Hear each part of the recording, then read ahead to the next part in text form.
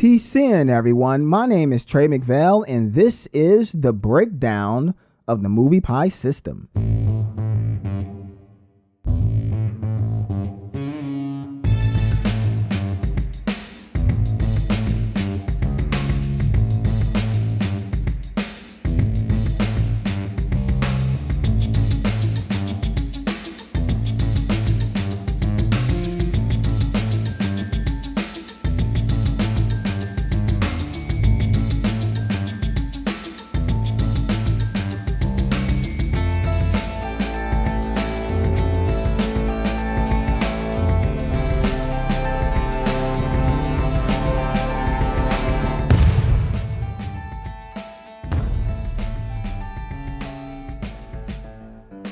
Welcome, Triple F Squad or fellow film fans, to part 2 of the What is the Movie Pie series.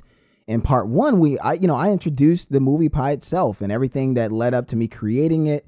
And I introduced to you the 6 slices of the movie pie, which I, consider to be the 6 main components of what I think to be the most important aspects of any film. The 6 slices, I said, was the screenplay, and I said it was like the structure of a pie.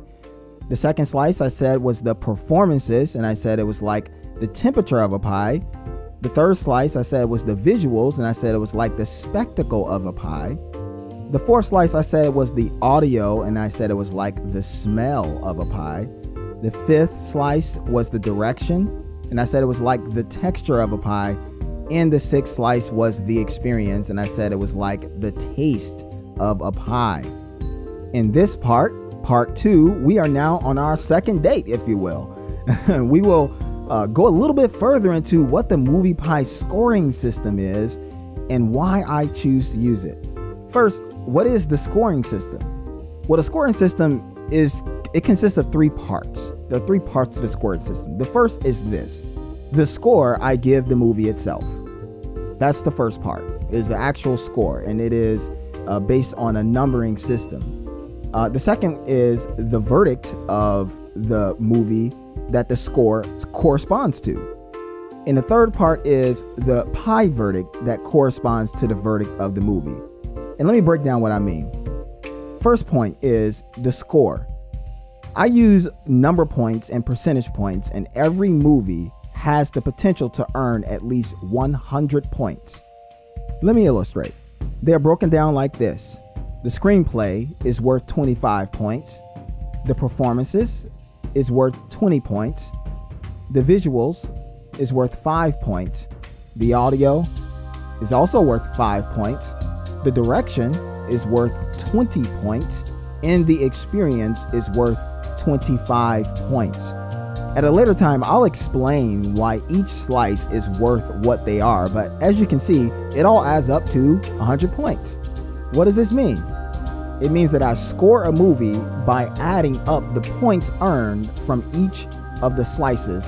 Whenever that number is, that's the score of the movie. However, by itself, the score is good, but is insufficient because it doesn't really tell you what it means. And that leads me to the verdicts. There are 11 possible verdicts that a movie can have, and each verdict corresponds to a specific score range. Here are the verdicts and their score ranges from lowest to highest. A dreadful movie score range from 0% to 9%. Right above that is a terrible movie, and a terrible movie score range from 10% to 19%. Then you have an awful movie that ranges from 20 to 29%. Then you have a bad movie, and that ranges from 30% to 39%. Then above that, you have a lackluster movie, and that ranges from 40% to 49%. Right at the middle, you have a mediocre movie, and that ranges from 50% to 59%.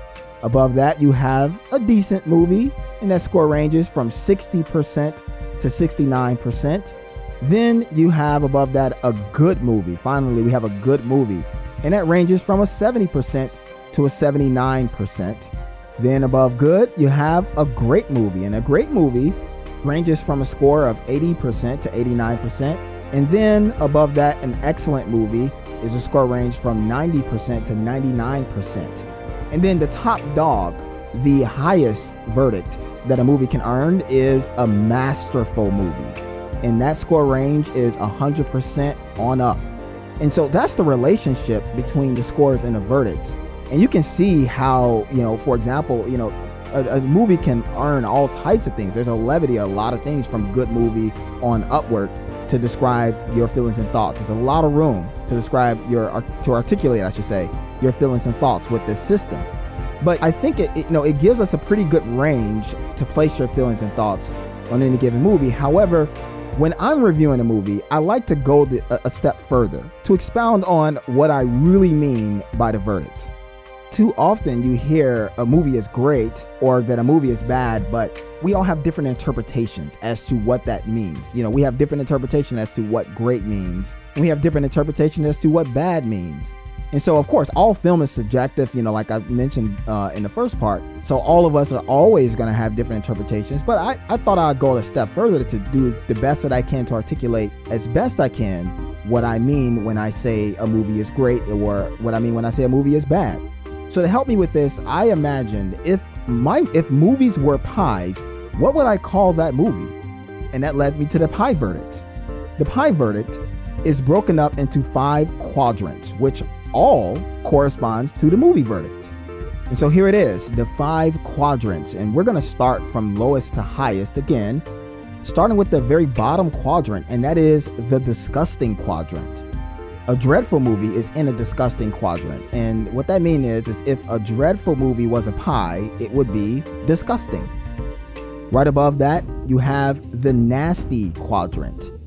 First one in the nasty quadrant is a terrible movie. And what that means is if a terrible movie was a pie, it would be notably nasty. Then above that, you have an awful movie. It's also in a nasty quadrant. And what that means is if an awful movie was a pie, it would be very nasty. And then above that, you have a bad movie. It is also in a nasty quadrant. And if a bad movie was a pie, it would be nasty. Moving on up above that, you have, the servable quadrant. And these, of course, are the movies that are right in the middle. And that starts with lackluster. Lackluster is in a servable quadrant. That means that if a lackluster movie was a pie, it would be barely servable. Right in the middle, you have a mediocre movie, and that's in a servable quadrant. That means that if a mediocre movie was a pie, it would be somewhat servable. A decent movie, if a decent movie was a pie, it would be mostly servable. And that concludes the servable quadrant. Above the servable quadrant, you got the tasty quadrant, and that starts with a good movie. And that means that if a good movie was a pie, it would be tasty. Above that, you have a great movie, and that means that if a great movie was a pie, it would be very tasty. Above that, you have an excellent movie, and if an excellent movie was a pie, it would be totally tasty. And the highest quadrant is the delicious quadrant. The only one there, folks, is of course a masterful movie. And if a masterful movie was a pie, it would be delicious. That wraps up the scoring system for the movie pie with these 3 parts. And the goal, is to explain fully and honestly what I think about a movie so that everyone is clear on my feelings and thoughts about the movie. Now, of course, this doesn't mean that you have to agree with me. In fact, I welcome a healthy discussion and disagreement where you share your own feelings and thoughts about the movie in question. Feel free to use the movie pie system. And this system simply allows me to articulate my own point of view the best way that I can. And I invite you to give your own point of view to add to the conversation. But what we just discussed was the system as a whole broken down to show you what the scoring system is for the movies, how I score movies.